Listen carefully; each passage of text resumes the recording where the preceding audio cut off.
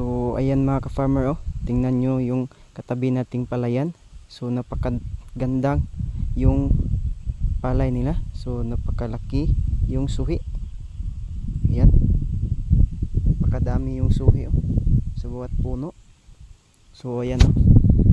So bali nakauna yan sila sa pagtatanim kaysa sa atin. So yan, ito yung sa atin na palayan. At mag 2 weeks pa lang yan itong palayan natin. So ayan, so kung mapapansin yung pagkakaiba, so nasa more 3 weeks na yung palayan na yan.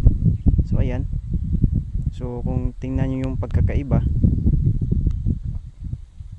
at tapos na rin sila sa pagsabog ng abono niyan.